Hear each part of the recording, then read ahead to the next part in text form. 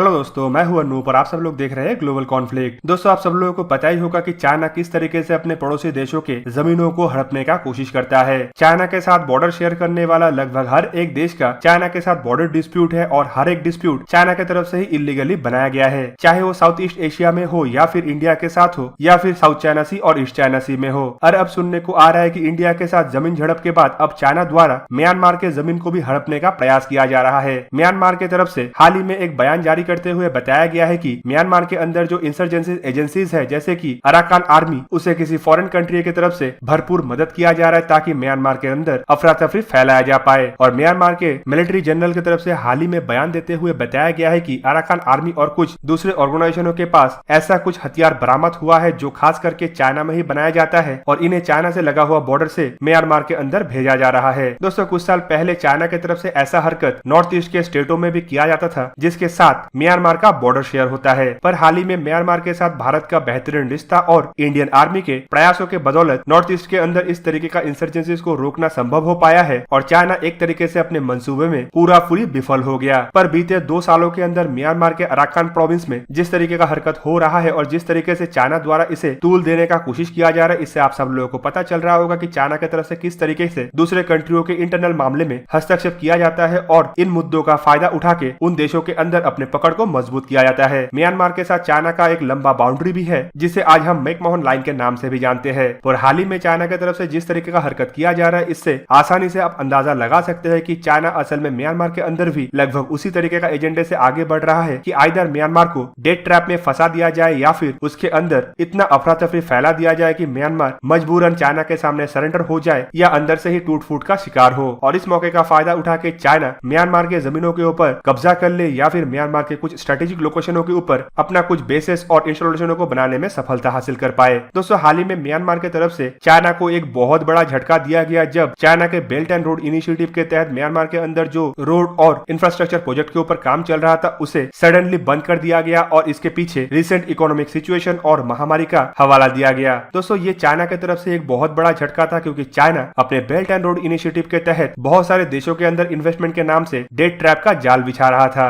और चाइना के हाथ से म्यांमार का ये मौका छूटने के बाद इंडियन ओशन और बे ऑफ बंगाल में चाइना का जो मंसूबा है वो लगभग फेल होने के कगार पे चला आया था। और इसके बाद ही चाइना की तरफ से अपना दूसरा स्ट्रेटेजी मतलब देश के अंदर अफरा तफरी फैलाने का काम को और मजबूती दिया गया। म्यांमार के उच्च जनरल की तरफ से ये भी बताया गया है कि 2019 में अराकान आर्मी और दूसरे एजेंसीज के पास से कुछ ऐसे इलीगल हथियारों को बरामद किया गया है जो टोटली चाइना में बना हुआ है। इन हथियारों में RPG और FN-6 एंटी एयरक्राफ्ट लॉन्चर भी शामिल है जिसका कीमत $70,000 से लेके $90,000 है और ऐसा करीबन 1-2 नहीं बल्कि 170 से अधिक हथियारों को सीज किया गया। दोस्तों, ये दोनों हथियार कोई आम हथियार नहीं और कोई असॉल्ट राइफल नहीं है जिसे लेके चिंता करने का बात नहीं है और ये हथियार ऐसे आसानी से सप्लाई भी नहीं किया जा सकता है। कोई छोटा मोटा ग्रुप द्वारा म्यांमार के इस ऑर्गेनाइजेशनों के हाथ में इन हथियारों का सप्लाई करना पॉसिबल नहीं है जब तक इसके पीछे चाइना जैसे बड़े देशों का हाथ ना हो। और दोस्तों, म्यांमार के साथ बॉर्डर शेयर करने वाला चाइना के अलावा ऐसा कोई भी देश नहीं है जो इस तरीके का हथियारों का इस्तेमाल करता हो या फिर इस तरीके का हथियारों को बनाता हो।